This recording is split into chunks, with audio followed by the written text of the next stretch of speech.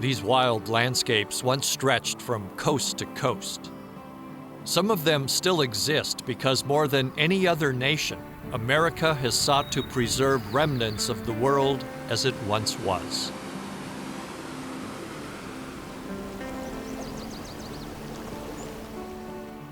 In the 1960s and 70s, Idaho was a leader in protecting these special places, like the Selway River in north-central Idaho, and the soaring peaks and pristine lakes of the Sawtooth Mountains.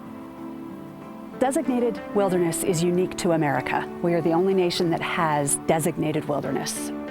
We say that we now value nature as it is, that nature has an inherent value to it that is separate from any economic value we place on that area. There was a religious fervor to many of those early wilderness advocates, and they set limits on what we humans should do. Hiking, yes, by all means. Horseback, you bet. But no motors. Leave the mechanical devices at the edge. Translating such purity into law was, however, not always possible. Sometimes to secure wilderness protection, it meant grandfathering in primitive airstrips, or allowing jet boat traffic on certain sections of the Salmon River.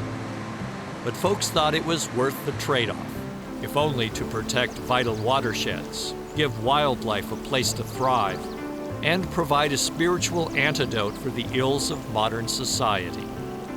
So, what have we learned in the 50 years since the passage of the Wilderness Act? We get carried away with trying to put our values on a landscape, and I think that's the wrong thing to do. I think you have to take wilderness on its own terms. Wilderness is about what happens to the land when we step back and appreciate it and try to learn from it.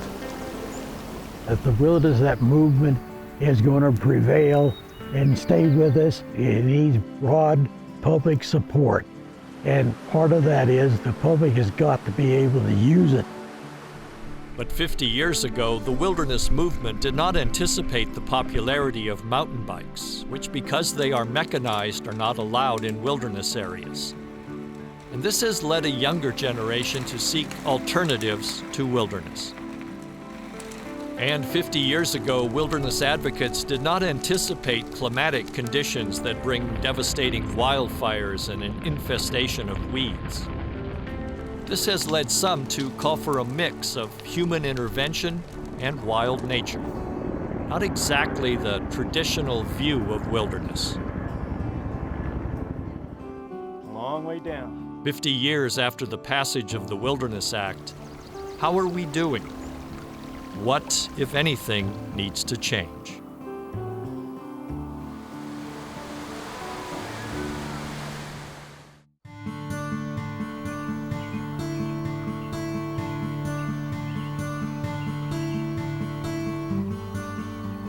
Funding for Outdoor Idaho is made possible by the Friends of Idaho Public Television, by the Laura Moore Cunningham Foundation, committed to fulfilling the Moore's legacy of helping to build the great state of Idaho, and by the Corporation for Public Broadcasting. Additional funding is provided by the Idaho Outfitters and Guides Association, committed to the conservation of Idaho's lands and waters, and by the Idaho Public Television Endowment. They started out as places to fear, with good reason.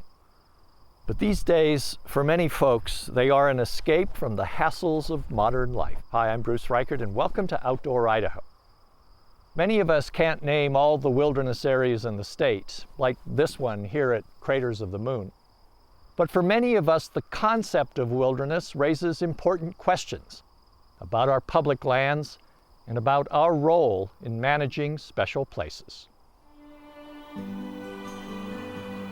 It's been called an American invention, this concept of wilderness.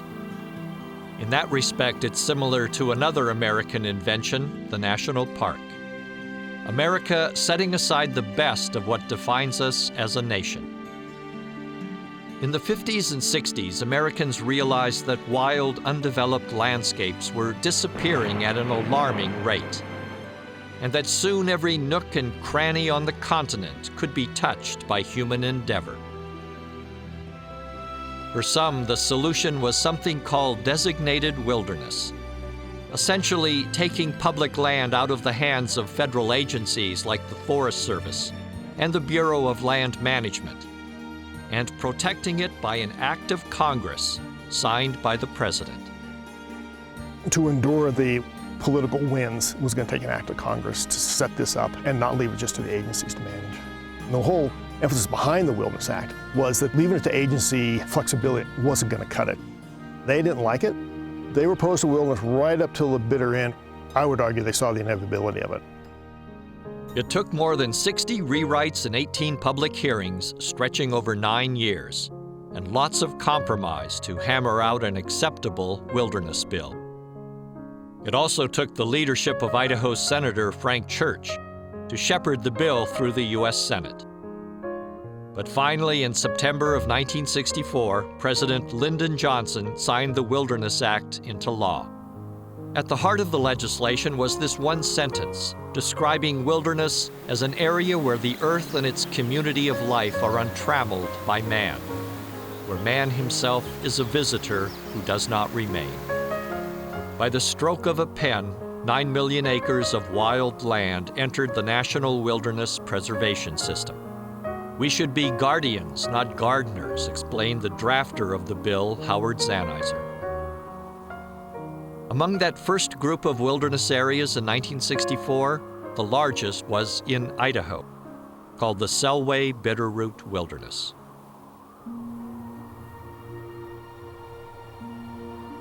It stretches west from the lofty peaks along the Idaho-Montana border and north toward Highway 12.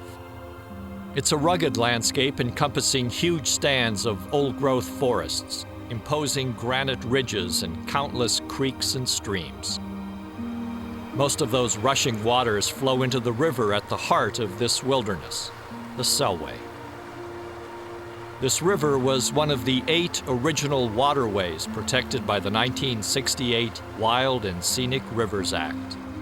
And here at the Paradise launch site, whitewater rafters can begin a trip that takes them down nearly 50 miles of this wild river. It's important for people from all walks of life to experience a true wilderness environment and just the opportunity for the camaraderie of the river. Ken Masoner has been experiencing that camaraderie on this river for more than 40 years. His father, Elwood, was one of the first outfitters to get a permit to run the Selway, and that was in the early days of rafting this river back in 1971. We had to learn how to run all of these rapids. There were not maps, of course. We helped to make the maps. I think the Forest Service has done a really good job and been on top of this because they recognize this as being the precious jewel of all of the wild and scenic rivers. And to help keep the Selway pristine, the Forest Service only allows 1 launch a day during the rafting season. I always liked the fact that only 1 trip went a day. Lead guide Dennis Jesse has been taking groups down the Selway for 2 decades. I don't think it's for everybody, but I think everyone should get a taste of it and understand, okay, civilization versus wilderness, there is a big difference. You're on your own out here, and you got to be really self-sufficient. I really think that's what makes it true wilderness. Thousands of rafters apply for permits to raft the Selway Wilderness. But with only 60 private launch dates and 16 commercial trips, a small percentage of boaters actually get on the river. With only 1 launch a day, we typically don't see anybody. There's a group a day ahead of you, there's a group a day behind you. You have the river to yourself for 5 days. You often won't see anybody else out here. It's the most sought after guiding job in the state, I would say. It is class 4 at higher water, it's pushing 4 plus, class 5. It's, I'd say, a half notch harder than the Middle Fork, and it has a steeper gradient. It's about 28 feet a mile. Guests find their way to the Selway from all over the world. On this trip, the group includes a California couple and a family from Arkansas. I like to go to places that not many people visit and places that you get to see and do things that are really special. This is something I really felt was important for my family that will last for a long time in their minds, and something that's epic. And that's what we have done here. The trip really gets epic at the midway point when the waters of Moose Creek nearly double the size of the Selway. The turbulent stretch below is known as Moose Juice, and it includes one of the state's most famous rapids. Ladle is a rapid that a lot of trips have ended on for people. Ladle is a boulder field, and it changes quite a bit, so you're always scouting Ladle. In high water, it's a lot of pour-overs, really dangerous hydraulics, really confusing to find a line in. It is a puzzle. Most people that first see it are like, what? Where do we go? How do we do this? And that entry is probably the most critical thing, getting in the right spot to start. And then you drop in, and plan A might become plan B really quickly. Bump one rock and your line changed. And there are not a lot of options down in there. You want to get through all the rocks above and then straighten out for the big hole at the bottom. That's where every guide wants to be, down there looking up. It's so much more fun from that angle. When I first come to this river, it got in my blood. And this river is almost like an artery in my life, you know, to my soul, my body. It keeps me going. I haven't experienced a lot of other places, but this is heaven to me. And that's kind of all I need to know. Forever, this will be my home.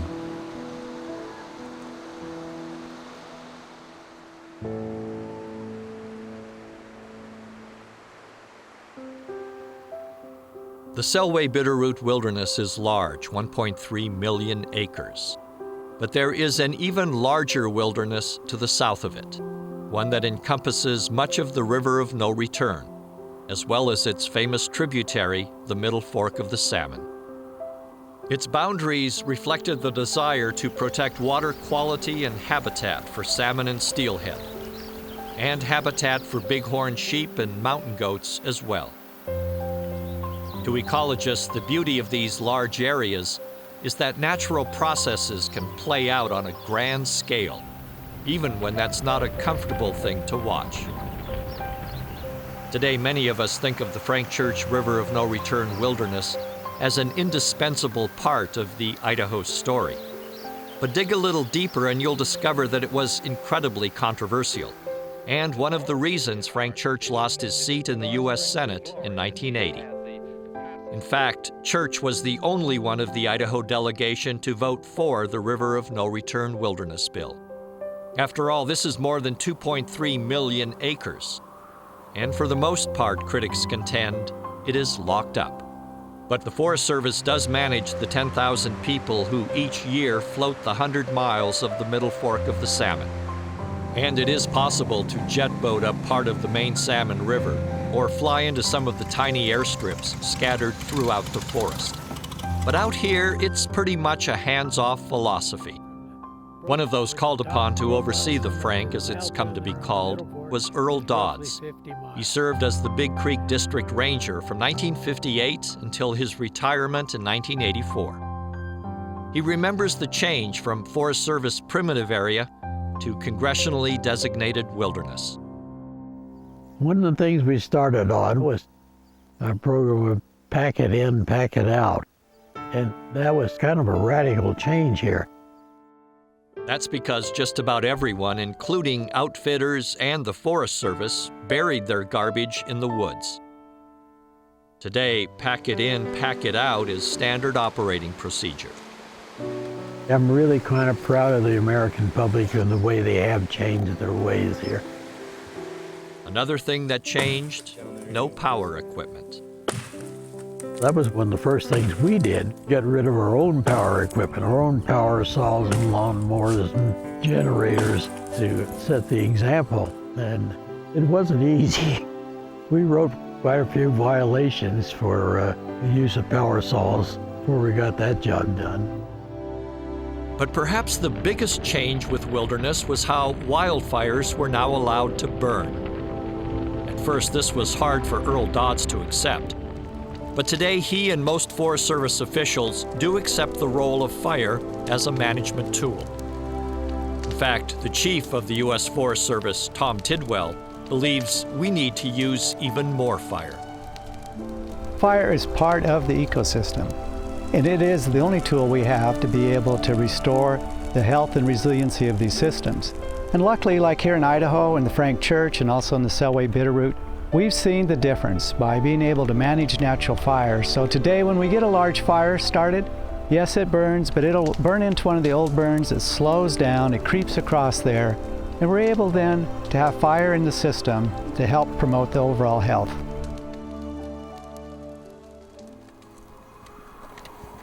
Some call wilderness a spiritual necessity, a place where you can regain your equilibrium.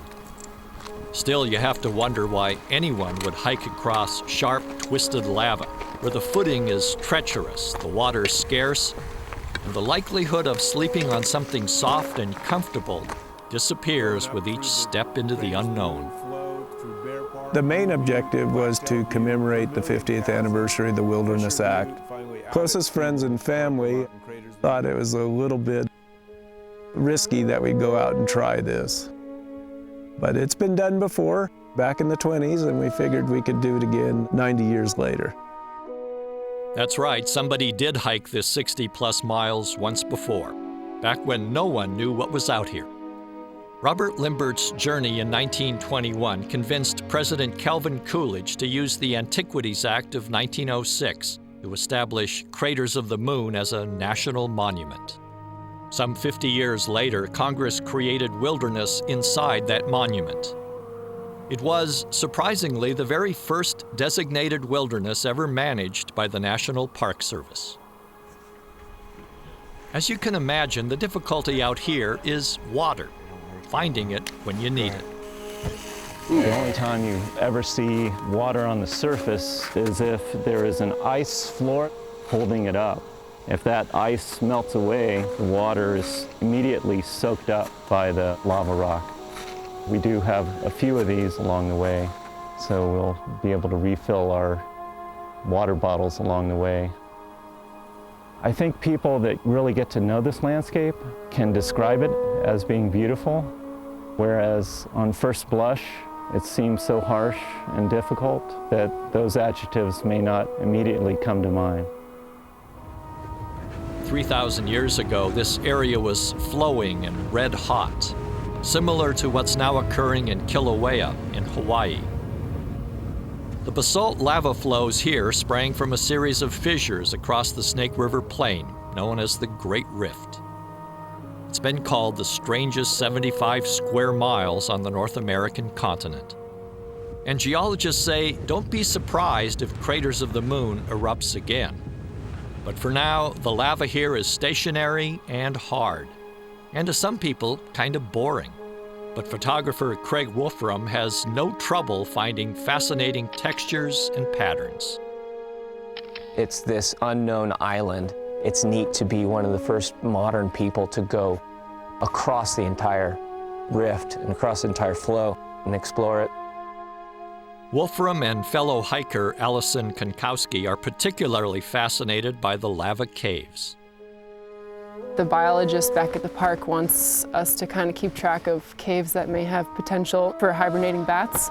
The last few months has really been my first experience with caving, and I really have kind of fallen in love with it. It's kind of addicting, so it's really cool to check out these lava tubes that maybe some people have never been in before.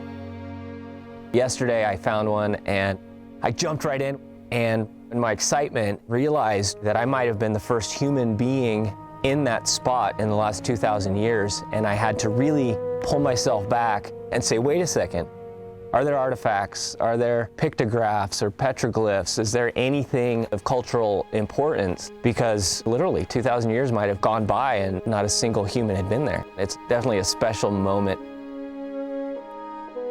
It's a real treat to find color in the crevices among these lava flows, and some plants seem to thrive out here, especially in the spring. There's something like 700 plant species documented from Craters of the Moon. They've adapted to these conditions. Junipers are one of the longest lived plant species on Earth. I'm sure the one we saw at Old juniper kapuka yesterday was well over 1,000 years old.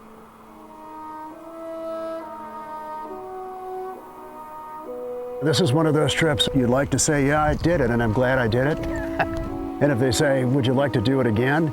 You go, I think I've got the memories.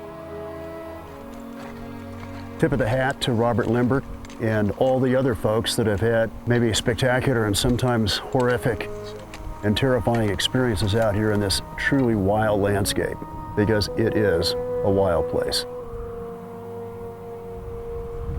Long way down.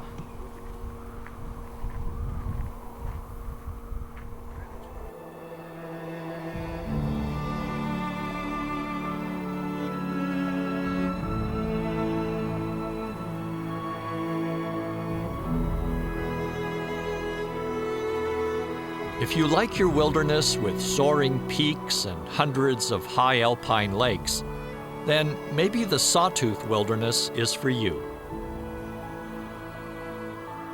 Back in the 1970s, the Sawtooths came close to being Idaho's first and only national park.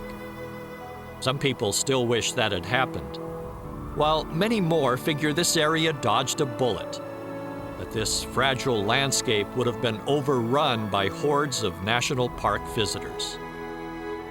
Studies suggest the clearest air in the continental U.S. is here in the Sawtooth Wilderness.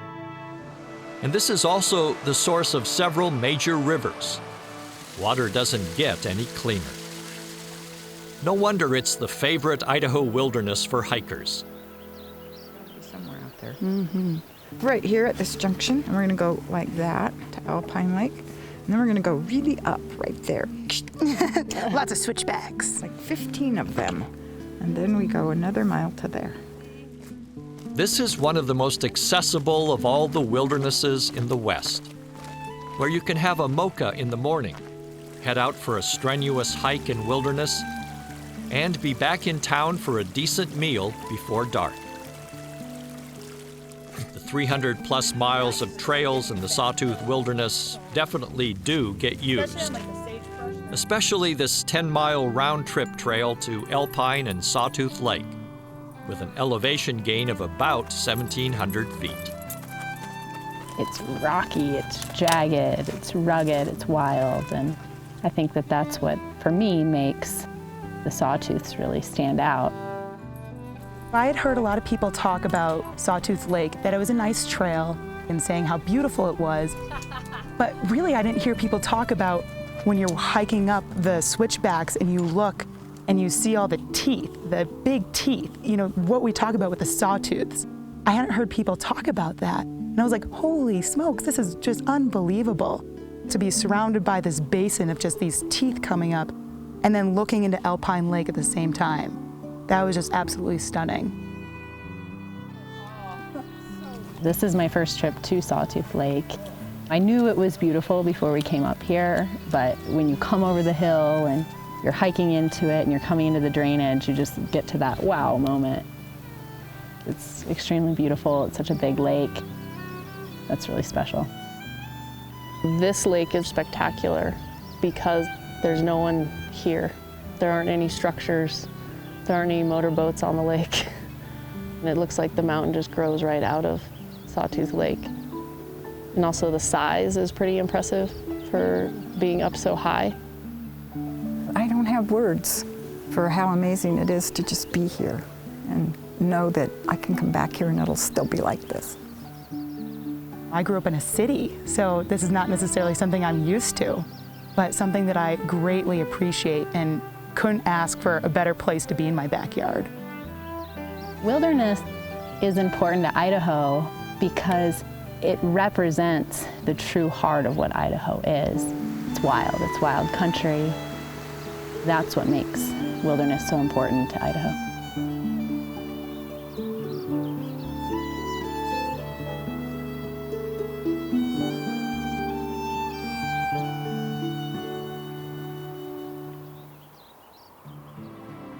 The author Terry Tempest Williams called the Wilderness Act a way of caring beyond ourselves and beyond our own species.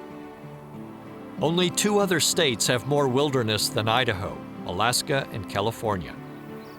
If we never added another acre of designated wilderness, Idahoans could still lay claim to having done their part. We have looked into the future, embracing other species as well.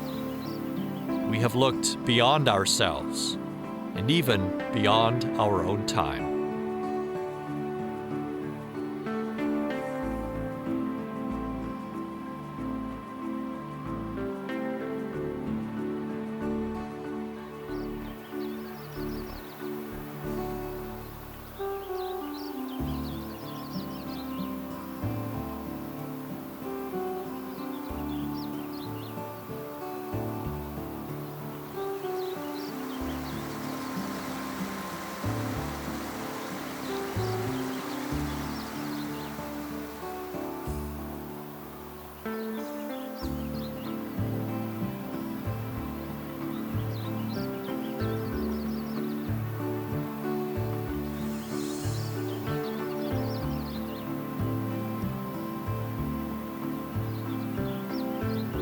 Funding for Outdoor Idaho is made possible by the Friends of Idaho Public Television, by the Laura Moore Cunningham Foundation, committed to fulfilling the Moore's legacy of helping to build the great state of Idaho, by the Corporation for Public Broadcasting, by the Idaho Outfitters and Guides Association, committed to the conservation of Idaho's lands and waters, and by the Idaho Public Television Endowment. To find more information about these shows, visit us at idahoptv.org.